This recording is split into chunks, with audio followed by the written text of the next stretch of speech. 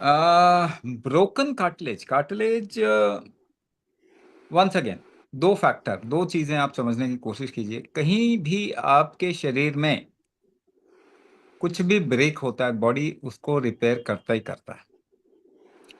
एक बच्चा छोटा सा 2 साल के बच्चे की कार्टिलेजेस कितने बड़े होंगे?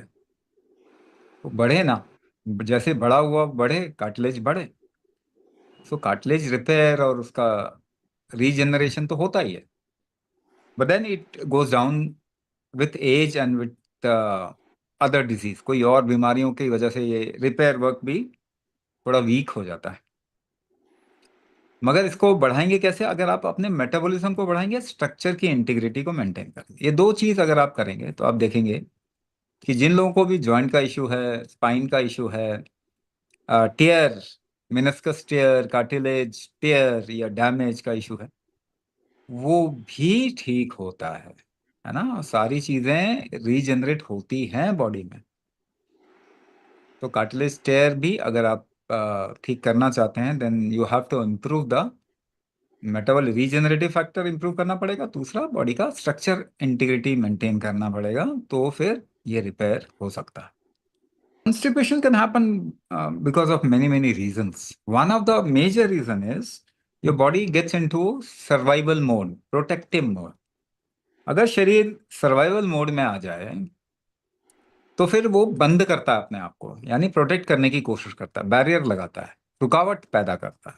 ऐसे में कॉन्स्टिपेशन, आज के समय पे ज्यादातर कॉन्स्टिपेशन इस वजह से हो रहा है।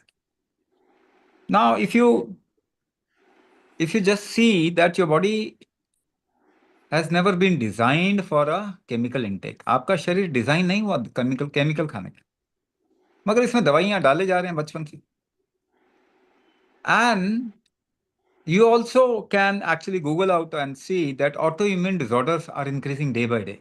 Autoimmune disorder epidemic बनते जा रहे हैं।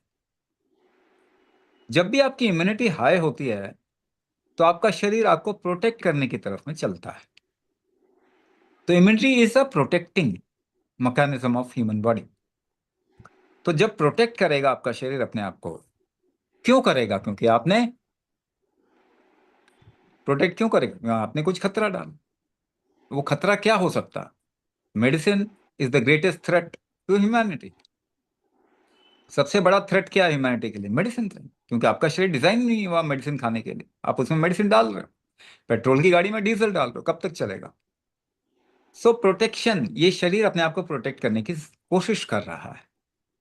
Second factor is you are putting food which is inorganic, processed, genetically modified and hybrid. अब जो भोजन हम खा रहे हैं वो कैसा खा रहे हैं? जो हमने भोजन को एक्चुअली डिविएट कर दिया, जो प्राकृतिक भोजन था उसे बदल दिया। शरीर उसको पहचानता नहीं तो खतरा महसूस करता। वातावरण बदल दिया था, very environment we have change, the constitution of air has been change. हवा में क्या क्या इंग्रेडिएंट्स है वो बदल दिया। तो अगर इतना खतरा शरीर को देंगे तो उसकी इम्यूनिटी तो हाई रहेगी, वो इम्यूनिटी को ऊपर उठाएगा, मेटाबॉलिज्म डाउन जाएगा, आपका रीजनरेशन नहीं होगा बॉडी के अंदर। तो जब भी प्रोटेक्टिव मोड में होते हैं तो सबसे पहली चीज क्या हमको देखने को मिलेगा? The body gets into protective mode and constipation. Constipation होने लग जाए। बॉडी की रिलैक्सिंग एबिलिटी को अगर हम बढ़ा दें, डिटॉक्स स्ट्रेंथ को बढ़ा दें और बाकी चीज़ों को अगर हम बढ़ा देते हैं तो कॉन्स्टिपेशन अपने आप चला जाता है। So what I am saying is it's a holistic programme. ये ऐसा नहीं है कि केवल न्यूरोमस्कुलोस्केलेटल प्रॉब्लम पे ही असर करेगा, आपके मेटाबॉलिज्म को भी इम्प्रूव करेगा, डिटॉक्स को भी इम्प्रूव करेगा, रीजनरेटिव स्ट्रेंथ को इम्प्रूव करेगा, बैलेंसिंग स्ट्रेंथ को इम्प्रूव करेगा। तो ये बहुत लेवल पे काम करेगा। ऑफ कोर्स कॉन्स्टिपेशन कोई अच्छी खबर नहीं है। Long term constipation can result into many problems, one of them is Parkinson.